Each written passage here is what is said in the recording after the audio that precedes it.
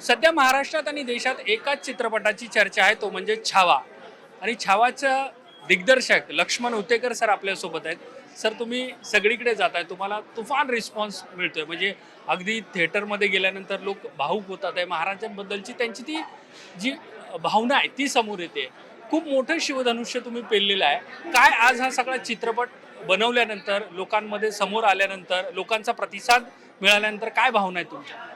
भावना फक्त एवढ्याच आहेत की गेली 4 वर्ष संपूर्ण टीम जी रात्रंदिवस मेहनत करत होती, छत्रपती संभाजीराजांचा त्याग, त्यांचं बलिदान जगाला दाखवायचं होतं. ज्यांना माहीत नव्हतं, आजच्या पिढीला, लहान मुलांना आपला राजा किती मोठा होता हे माहीत नव्हतं, ते दाखवायचं होतं. आणि चित्रपट रिलीज झाल्यानंतर जेव्हा लोकांनी ते पाहिलं आणि त्यांना ते कळलं, लोकांच्या डोळ्यात जेव्हा अश्रू आले, तेव्हा त्या 4 वर्षाच्या मेहनतीचं चीज झाल्यासारखं वाटलं. आणि ते एक समाधान आहे आणि ते समाधान नेहमीच राहील.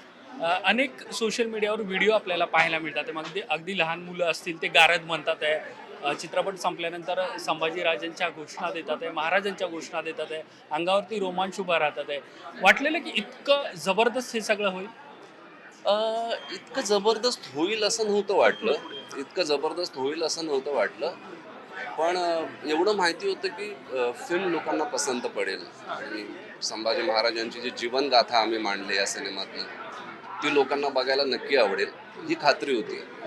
पण ज्या प्रकारे लोकांचा प्रतिसाद आहे आणि ज्या प्रकारे लोकांच्या डोळ्यातनं अश्रू घळाघळा वाहत आहेत, ते बघून असं वाटतंय की खरंच खूपच समाधान वाटते की जसे छत्रपती संभाजी महाराज आम्हाला दाखवायचे होते लोकांना, तसे ते दिसलेत.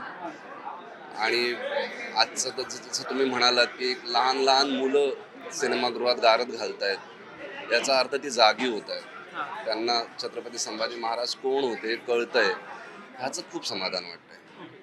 छत्रपती संभाजी महाराजांचा विषय असेल तो सगळ्यांना माहीत आहे. मात्र चित्रपटाच्या स्वरूपात हा विषय आणायचं म्हणजे हे खूप मोठं शिवधनुष्य आहे. कारण असे ऐतिहासिक चित्रपट करताना अनेकदा वादविवाद होतात. त्यामुळे हे सगळं डोक्यात ठेवलं होतं तुम्ही हे सगळं साकारताना?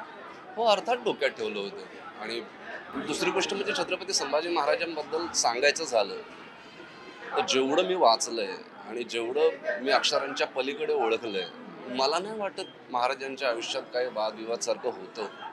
त्यांचं पूर्ण आयुष्यच त्यांनी स्वराज्यासाठी घालवलंय. हां.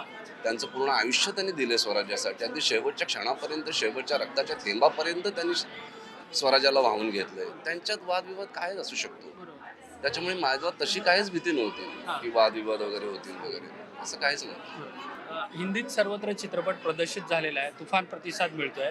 आता हा चित्रपट मराठीत देखील यावा, म्हणजे मराठीत डब केला जावा, असं देखील एक मराठी जनतेची मागणी आहे. त्याविषयी काय? हो, नक्की करू ना. हां. म्हणजे आमचे प्रोड्युसर दिनेश विजयन आणि माझी आजच चर्चा झाली आणि आम्ही ठरवलं तसं की मराठीमध्ये चित्रपट डब करणार आहोत आम्ही मराठी जनतेसाठी. पण त्याला थोडासा अवकाश आहे. हां. ठीक.